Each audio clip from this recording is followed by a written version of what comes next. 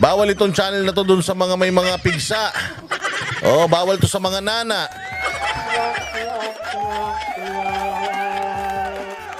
Hindi po ito ang channel para sa inyo. Kaya wag kayo nag-i-standby dito. Nood kasi kayo ng nood eh. Tapos pagka nakapanood kayo ng masakit sa kalooban ninyo, magagalit kayo. Gagamitin ninyo yung mga kapangyarihan ninyo para makaganti sa amin. Huwag na kayo gumanti. Putang ina, dapat gumanti kayo. Alam nyo kung kanino. Gumanti kayo doon sa mga bumoto sa inyo. Punyeta kayo. Gumawa kayo ng tama, gumawa kayo ng maayos, magtrabaho kayo ng matino. Para walang nagre-reklamo, walang naggagalit sa inyo, walang mga nagko-content tungkol sa inyo. O kung ayaw nyo naman gumawa na matino mga punyemas kayo, wag na kayong mag-congressman, mag-senador, mag-gobernador, mag-mayor, mag-konsihal, mag-vice president, mag-president. Wag na. O mag-ano na lang kayo, pwede naman kayo dyan magtanim ng talbos ng kamote, ng okra, mag-farming kayo. Gusto nyo, mangisda kayo sa South China Sea. Kulutin ninyo yung mga misis nyo, kaya dagdagan nyo pa yung mga kabit nyo, mga putangin nyo. Dagdagan nyo yung mga kabit nyo. Gusto nyo, ibili nyo mula pilikmata, gawin yung ginto. Hanggang mga kuko nila, wala kaming paki. Kahit gumastos kayo ng bilyong-bilyong pera nyo, wala kaming paki sa inyong mga hayop kayo. Kaya wag nyo kaming pinakikialaman sa mga opinion namin. Dahil ito ay aming opinion. Opinion. Kumukuha kami ng balita, tapos ibinabalita namin. Ganun ang ginagawa namin. Katulad nito, ayan, kukuha ko ng balita, tapos pakikinggan ko yung balita, re-reactionan ko yung balita. Ganun naman tayo mga Pilipino, di ba? Re-reactionan natin yung mga bagay-bagay sa paligid natin. Putangin na. Yun na nga lang, pag re-reklamo ang pwede namin gawin eh. Ninanakaw nyo na nga yung pera ng taong bayan eh. Tapos pati ba naman yung boses namin, gusto nyo pa rin nakawin, mga hayop kayo.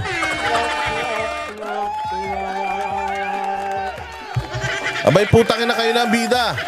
Kayo na lahat Mga hinayo pa kayo, hindi po kami naghalal ng hari. Ang hinalal po namin yung magsisilbi sa taong bayan, hindi yung pahihirapan yung taong bayan, mga hayop. Tapos gigil na gigil kayo. Tapos galit na galit kayo. Ano ba itong hearing nyo? Ang hearing ninyo is kontra fake news. Kontra fake news. Yun po ang hearing ninyo. Ang hearing ninyo, sinasabi ninyo sa privilege speech na ito ni Dan Fernandez. Sabi niya sa privilege speech niya, ni Barbers, and sabi sa mga interview nito ni Fernandez, na ito daw ay kontra, ayan, fake news, mga pogo vloggers and narco vloggers. Tang ina niyan, paano kami magiging pogo vloggers? Nag-iisip ba kayo?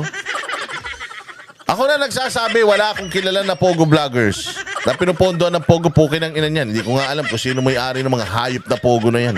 Ang balita ko, yung ilang mga congressman daw yung may-ari ng pogo, sabi nila.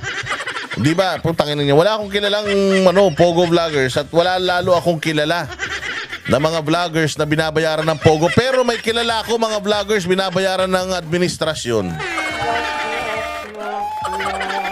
Hinahanap nyo yung binabayaran ng pogo na vloggers. Let's say for example,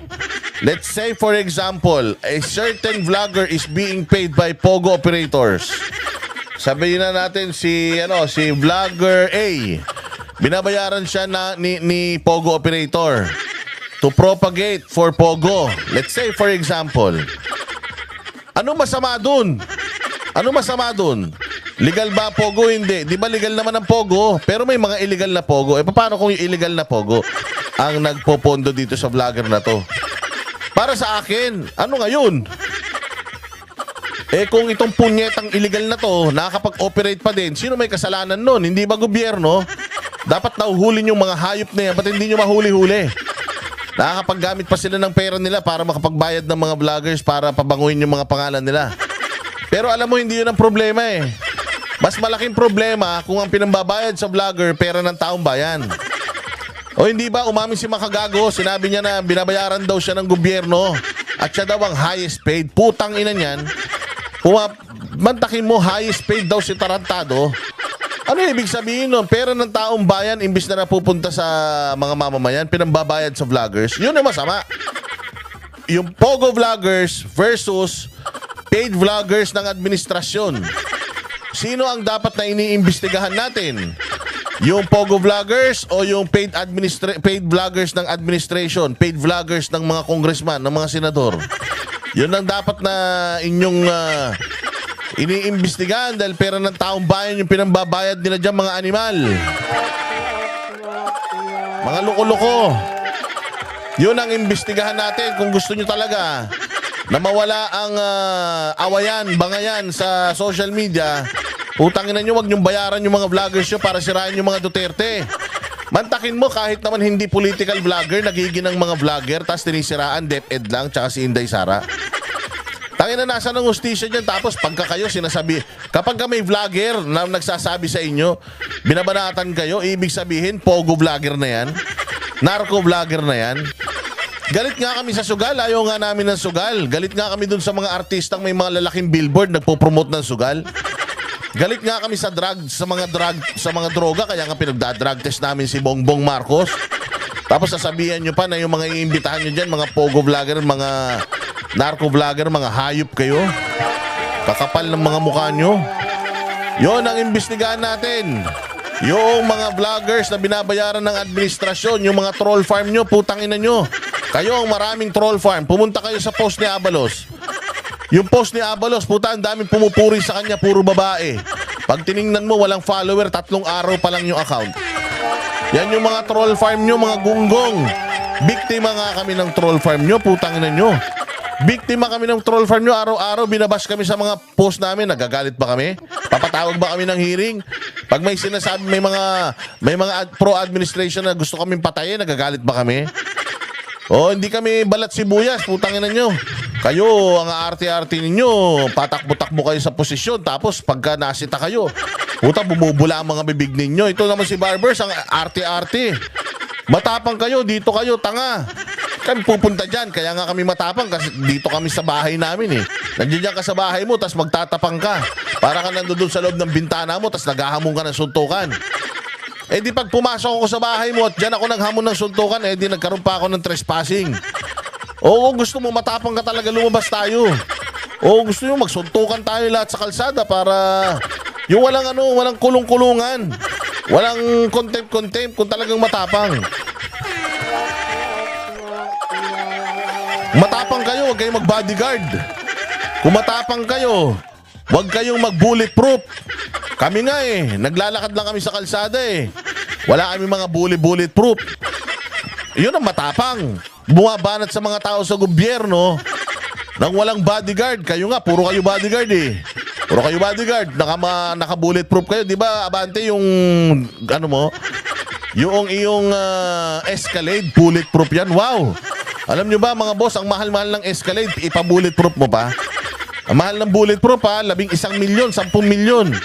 Para lang may pa-bulletproof mo yung sasakyan. Ito matindi. Yung sasakyan niya mismo sobrang mahal na. Tapos yung bulletproof sobrang mahal pa. Taong ano ka, akala ko ba ano ka?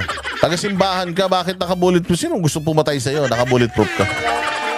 Hindi, kasi sinasabi nyo, matapang kayo. Kung matapang kayo, pumunta kayo dito. Hindi, kayo, kung matapang kayo. Kung matapang kayo at alam ninyo wala kayong ginagawang mga kasalanan, wala kayong mga ginagawang kabulastugan sa buhay nyo, lumabas kayo nang wala kayong bodyguard. Lumabas kayo nang wala kayong mga bulletproof na mga sasakyan. Oh, doon kayo kung talagang matapang kayo. Hindi yung kami, hahamunin nyo kami dyan, tapos gusto nyo magmatapangan nyo. Halimbawa, pumunta kami dyan. Magmurahan tayo, pwede ba dyan? Pwede ba yun? Pwede ba yun? Pwede ba tayong mag-anuhan dyan, magkupalan dyan? Hindi ba yes or no lang naman eh? Yes or no lang eh, walang kwenta yun. Gusto nyo maging matapang kami, tapos tatanungin nyo kami yes or no.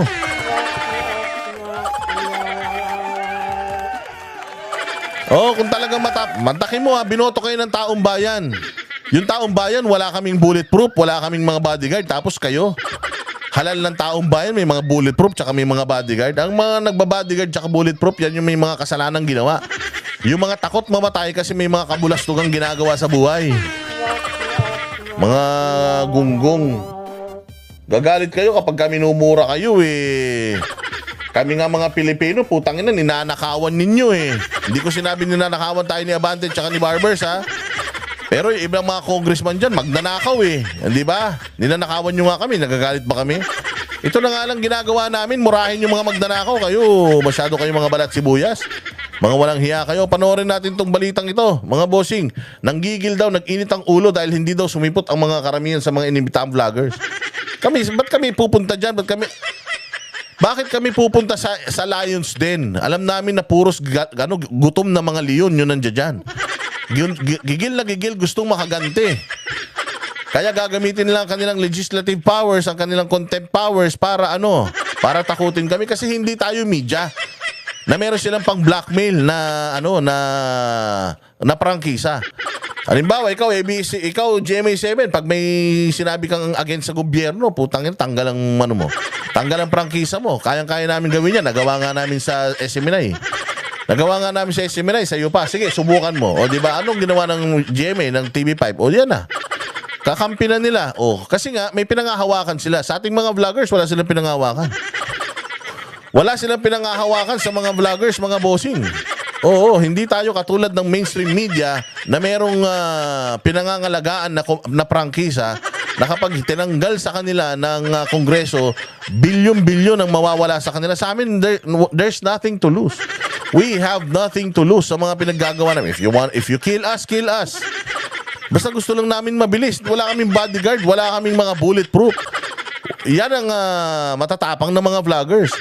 Yung tumutuligsa sa agos, may agos na pa ganito, putya yung against the current. Yung hindi takot bumanat sa mga malalakas. Malalakas, sino? Yung mga nanalong mga kriminal na mga politiko. Wala kaming paki sa inyo. Wala kaming paki sa personal na mga buhay ninyo. Pero kapag pera ng taong bayan ang sinayang ninyo, winaldas ninyo at ginamit nyo yung kapangyarihan para manggipit ng mga Pilipino, putang ina, hindi po kami mananahimik, sir. Hindi kayo nakakatakot. Wala kaming ni katiting na takot na nararamdaman. Ni kilabot, hindi kami kinikilabutas. Tatandaan nyo na. Ang babata pa namin. Ang lalakas pa ng mga katawan namin. Hindi kami natatakot sa inyo, sa totoo lang. Kung usaping takot. Walang takot. Hindi kayo nakakanginig. Kaya lang ang nakakatakot, alam mo kung yung kapangyarihan na ibinigay namin sa inyo na gagamitin nyo against us. Yun po ang nakakatakot. Galawang komunista na yan. Para na kayong mga NPA, wala na kayong batas. Pati mga Pilipino, pwede nyong patayin, sunugin yung mga equipment. Dahil wala na kayong mga sinusunod na batas. Kayo na ang batas. Pag ganyan, komunista na yan. Akala ninyo, namamanipulate nyo yung mga komunista. Hindi. Pinaiikot kayo ng mga komunista. Ang gawain na ginagawa ninyo, gawain na ng mga makakaliwa. Tuwan-tuwa sila Franz Castro. Dahil kahit na hindi sila nakikipagbakbakan without firing a single bullet, napapaikot na nila kayo. Komunista na kayo lahat. Si Bongbong komunista na. Oh, bakit? Tinan mo, hindi na siya nakikinig sa taong bayan. Yung sarili na lang niya ang pinakikinggan niya. Kayo mga congressman, nakikinig pa kayo sa taong bayan? Hindi na kayo nakikinig sa taong bayan. Yun na lang mga emosyon ninyo, sarili ninyo, ang batas ninyo. Hindi na kayo tumitingin doon sa totoong batas na ginawa para sa Pilipinas. Kung ano yung nararamdaman ninyo, yung galit ninyo, yun na yung batas para sa inyo. Komunista yan. Ang tawag dyan, mga leftist mindset. Oh, panoorin natin to. Uminit naman ang ulo ng ilang kongresista dahil inisnab ng karamihan sa mga inimbitahan nilang vlogger ang pagdinig kontra fake news. Nasa frontline balitang yan si Marian Enriquez. O, pagdinig kontra fake news. Tapos nagpatawag sila ng mga vloggers. So anong ibig sabihin yung pinapatawag nyo? Fake news peddlers? Anong binalita namin mali? Mga tanga, hindi nyo alam ang kalakaran sa YouTube. Pag may nag-thumbnail, tapos clickbait, ang tawag doon, clickbait. Pero hindi hindi kasi nisiraan nun. O para lang panoorin yung video, kini-clickbait, pero wala naman talaga yung thumbnail doon sa loob. Wala naman. Halimbawa sinabi, Dan Fernandez, kumain ng tae. Halimbawa ganun. Siyempre yung tao gusto panoorin yun. Pero pagdating naman doon, wala naman yung na yun, balita na yun. Huwag nga kayo masyadong tanga kasi kayo nanood na YouTube eh. Gumawa na lang kasi kayo ng batas. Bayaan nyo na yung YouTube sa amin. Kayo, ang trabaho nyo, gumawa ng mga batas. Yun na lang ninyo. Yun na lang atupagin ninyo. Kung ang haba-haba ng panahon ninyo, nakakapanood pa kayo sa mga vlogger, nakakapag-Facebook pa kayo. Mahigit 40 social media personalities na inimbitahan sa pagdinig ng Kamara tungkol sa mga fake news at deepfakes online. 3 lang ang dumalo. Nag-init tuloy ang ulo ni Committee on Human Rights Chairman at Manila 6th District Representative Committee on Human Rights. Saan ka makakita? Siya pa ang chairman ng Committee on Human Rights. Abante! Ikaw ang committee ng human rights, tapos hindi mo alam yung human rights, yung basic human rights na freedom of expression. The people, bakit galit sa'yo tao, Abante? Bakit dirin-diri sa'yo tao? Paano putangin niya? May mga picture ka sa Facebook, nakalabas dila mo. Pinapakita mo yung utong mo. Natutulog ka nang nagse-selfie ka. Gusto mo irespeto ka ng tao, Abante? Putangin na, maging ka respeto ka. Ano yun mo? Ayusin mo yung sarili mo. Pastor kang naturingan tapos may mga ganun kang pictures, magagalit ka? Sinong gagong mag-picture na nakalabas ang dila ipopost sa social media niya tapos kapag kasinita mo yung picture, magagalit? Wag ganun, sir. Committee ka ng human rights, dapat ikaw mismo ang nakakaintindi na ang pagsasalita, ang paglalahad ng damdamin ay karapatang pantao na hindi mo dapat sikilin. Mantakin mo, gagamitin mo yung kapangyarihan mo para gisahin yung isang vlogger dahil lang nasaktan ka. Dahil nasaktan ang puso mo, minura-mura ka. Doon lang nagagalit ka. Kami nga putang ina, ninanakawang kami ng mga nasa gobyerno araw-araw. Flood control project, 1.5 billion per day. Gaano kasakit yun sa masang Pilipino na nagkakandakuba na para magtrabaho, may pakain sa pamilya, tapos hindi nyo iniimbestigahan. Eto lang, iimbestigahan nyo dahil masama ang loob nyo. Dahil yung pigsa ninyo na saling. Benny Abante. Ang tatapang sa pagmumura, nang wala tayong kalaban-laban. Ngayon, pag kaharap dito, hindi makaharap dito. Bakit kami haharap sa'yo? Sino ka ba? Ayusin mo trabaho mo para hindi ka minumura. Alam ka naman maganda trabaho mo, tas minumura ka. Besides, Abante, what is so special about your feelings? Anong meron sa feelings mo? Ginto ba yung puso mo? Bawal ka masaktan? Sana sinabi mo para informed kami. Si VP Sara araw-araw niyong binababoy. Araw-araw finifake nyo si VP Sara ng mga vloggers ni Bongbong Marcos, ng mga dilawan tae. Araw-araw si PRRD binababoy. Mang Kanor ang tawag. Araw-araw si Pastor Apollo Kibuloy kung ano-anong mga paratang binababoy sa social media. Si Bongbong Marcos araw-araw mayat-maya binababoy din sa social media. Hindi nga nagrereklamo. Sino ka ba, Abante? Para alagaan namin yung nararamdaman mo. Kung gusto mo palang magpa-baby, gusto mo pulbusan ka pa namin, suklayan, masahihin, hiyang-hiya naman kami sa'yo. Huwag kang mag-congressman, Abante, kung iyaking ka. Huwag ka nang matulog ka sa bahay mo, magpastor ka na lang. Kung ayaw mong sinisita ka, sir. Mga takot din pala yung mga yan eh. Hindi kami takot. Gusto mo magsuntukan tayong dalawa eh. Hindi kami takot, sir. Sa totoo lang. Ang laki-laki ko eh. Paano ko matatakot sa'yo kung halimbawa? Wala natatakot sa'yo, sir. Ang nakakatakot, yung kapangyarihan na pinahiram namin sa'yo, yung kapangyarihan na pinahiram sa'yo ng mga constituents mo, ibinoto ka, gagamitin mo against them. Yun ang nakakatakot. Yun ang utak kriminal. Humarap ka dito. Dito. Ayan magmumura ka pa. Ayaw mo na minumura ka pero nagmumura ka. Actually, Benny Abante, kahit magmurahan tayo mayat-maya, okay lang. Murahin mo ako. Murahin mo si Joey, murahin mo kami lahat. Okay lang. Basta marunong ka rin tumanggap ng mura, putang ina mo ka. Diba? Pag marunong ka magmura, marunong ka rin tumanggap. Halimbawa, minura mo.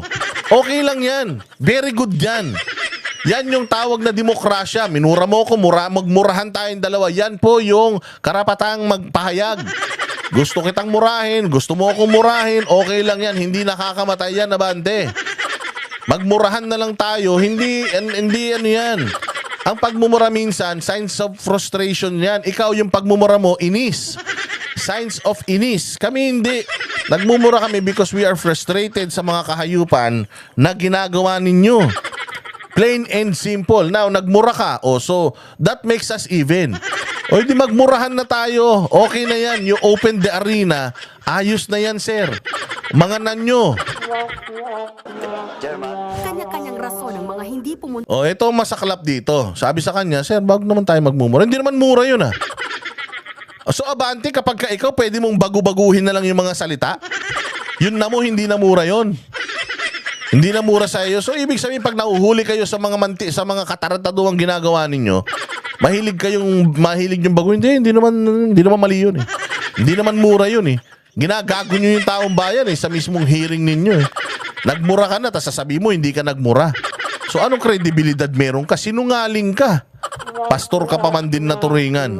ang vlogger pero hindi yan bumenta. Kabilang sa inisyuhan ng show cause order sina dating Press Secretary Attorney Trixie Angeles Cruz, Mark Anthony Lopez, Crisette Chu, Aaron Peña at Elizabeth Joey Cruz. Si Attorney Angeles, isa sa mga naghain sa Korte Suprema ng temporary restraining order para harangin ang komite na pilitin silang dumalo sa pagdinig. Na ito ay paraan para malimit yung space o yung democratic space para makapagsalita at makapagpahayag here. So mahalaga na dalhin namin sa tamang venue at ang venue na ito ay ang Korte Suprema. Mantakin mo, iniimbitahan pa lang kami. Ako wala akong invitation na natanggap. Mali pa yung pangalan. Oh, so ba't ako pupunta dyan? Hindi nyo maitama yung pangalan ko.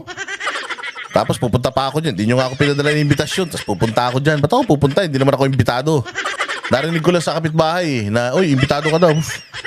Eh, yung mismong ikakasal, hindi nag-imbita. Tapos pupunta ako doon, mukha akong tanga. Pero sa totoo lang, imbitasyon pa lang ito. Parang pagka may birthday. Pare, punta ka sa birthday ng inaanak mo ha. Tapos hindi makakarating. Magagalit ka. Doon sa inimbitahan mo. Dapat nga matuwa ka pa eh. Menos sa papakainin mo yun eh. O hindi ba? O dito si Trixie Cruz Angeles, meron siyang reason. Tapos dahil lang iniimbitahan nyo at hindi siya umaten sa imbitasyon ninyo. Putangin na yan. Gusto niya na ipadisbar yung tao. Wala naman nakalagay doon sa invitation nyo na failure to attend. Oh, can cause this and that. Wala naman ganun. It's an invitation. It's not even a subpoena. Invitation can be declined. Ang imbitasyon pwedeng i-decline yan. Oh, at as far as I know, meron kang 2 o 3 hindi pagpapaunlak bago ka hingan ng show cause. Ito, umpisang pa lang, show cause. So, ibig sabihin, ito talagang pagpapatawag nyo sa mga vloggers dito, galit na galit kayo, gigil na gigil kayo. Yung pagpapatawag nyo sa mga vloggers dito, talagang gusto nyo lang talagang babuyin kami dyan. Nek-nek nyo, ang sama ng loob nyo. Matatalino kami, hindi kami pupunta dyan para gagugaguin nyo. Ngayon, mag-set kayo ng rules. Promise, walang makukulong sa inyo. Promise to. Pumunta kayo rito, magkupalan tayo. Putang ina, baka mauna pa ako dyan. Oh, sigaw-sigawan nyo ako dyan. Durduruin nyo ako dyan. Putang ina, baka kagating ko yung mga daliri nyo. Oh, kagatan tayo ng muka. Oh, walang problema yan. Basta walang gamitan ng kapangyarihan.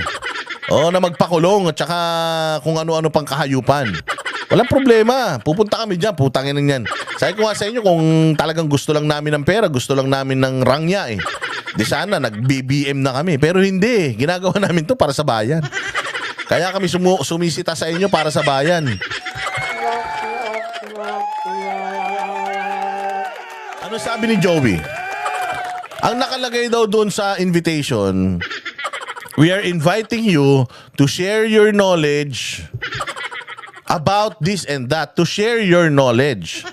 Anong letter ni Joey De Vivre? Sabi ni Joey De Vivre, I will not attend because first off, I don't have any idea regarding Pogo, regarding narco vloggers. I don't know anybody being funded by narcos and Pogos, and I am not a narco vlogger and a Pogo vlogger. Therefore, it will be a waste of time, energy, and money if I will go there. Bakit? Sayang naman yung kakainin ko, yung lalanghapin kong hangin dyan, yung nanamnamin kong aircon, sayang naman yun. Masyado akong concerned sa pera ng taong bayan. Ayaw ko magamit sa walang kakwenta-kwentang bagay. Kasi kung pupunta ako dyan, walang kwenta yung pagpunta ko dyan. Yun yung sinasabi ni Joey. Ba nagalit si Abante? Sabi ni Abante, hindi namin kailangan yung knowledge mo. Naknang putya. Yung invitation nyo sa tao is para doon sa knowledge niya. Yun ang invitation nyo, Abante. Knowledge, yung mga nalalaman niya ay gagamitin nyo para makapagbalangkas kayo ng batas. Tapos sasabihin mo na hindi namin kailangan ng knowledge mo dito. Kailangan namin ipaliwanag mo. Putang ina, di sana kung gusto nyo siyang pagpaliwanagin, dinala nyo sa presinto. Pagpapaliwanagan nyo pala si Joey, di sana dinala nyo sa presinto. Di ba, sa presinto ka na magpaliwanag. May nagsasabi bang sa kongreso ka na magpaliwanag? Wala. Kahit sa mga lumang pelikula, sabihin nila, hoy, sumama ka sa amin. Bakit ako sasama sa inyo? Sa presinto ka na magpaliwanag. Hindi ba? Sa presinto nyo sana dinala. Hindi dyan sa kongreso, mga walang hiya kayo. Hindi nyo alam trabaho nyo eh. Tapos nagagalit kayo sa amin. Mga mambubudol kayo eh. We are inviting you to shed light and use your knowledge about this and that. Tapos biglang sasabihin ni Abante, wala kaming pakialam sa knowledge mo. Pumunta ka rito, sagutin mo yung mga tanong ko. Putang ina niyan. Di na may personal kayo.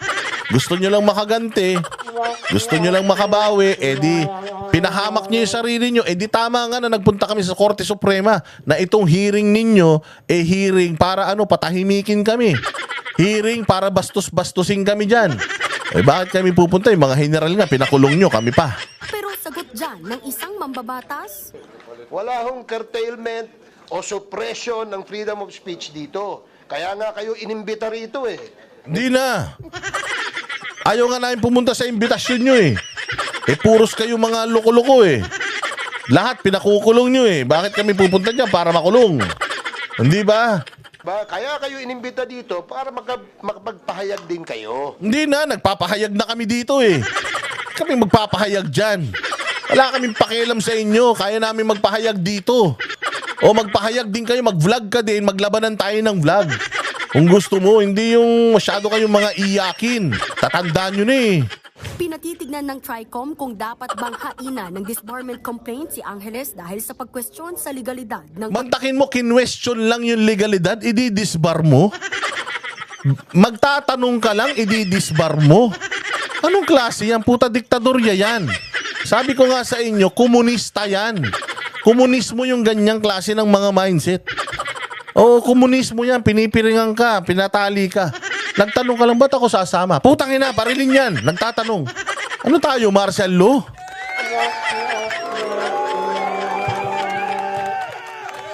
Pagdinig, kahit kaunti ang dumalo, natuloy naman ang hearing at napag-usapan ang pagbuo ng Code of Conduct para sa mga content creator. Ang veteranong journo na si Ellen Tordesillas ng Vera Files naniniwalang importanteng magkaroon ng ethical standards sa... Ulul!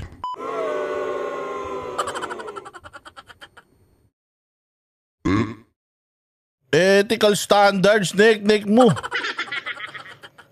Ethical mo yung mukha mo.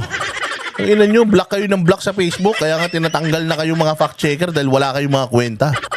Paggamit ng social media. Merong mga journalist na nagbablog, di ba? But blogging does not make you a journalist. Oh, yun naman pala eh. Anong pinapakialaman mo?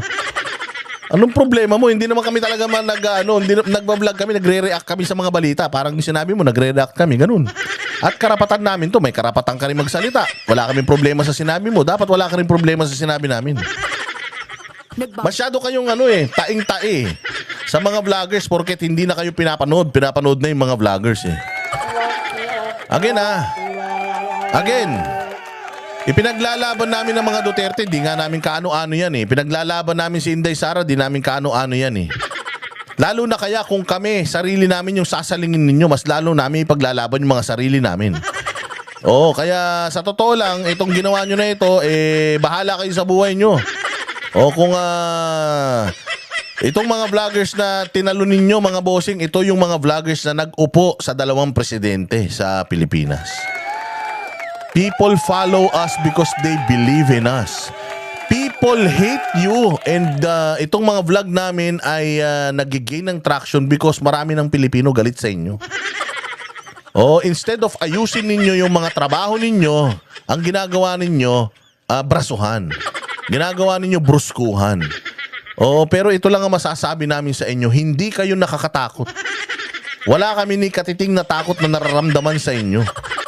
Meron na pong mga batas in place, may libel, may slander, magsampa kayo ng kaso kung sa tingin ninyo nila-libel kayo.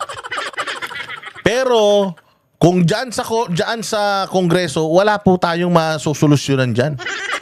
Wala tayong masusolusyonan dyan, lalo na pinatatawag nyo lang naman yung mga vloggers dyan para dikdikin, pitpitin at ipahiya. Well, sir, we will not dignify you dyan sa mga plano nyong gawin. And sorry to say, you are all losing.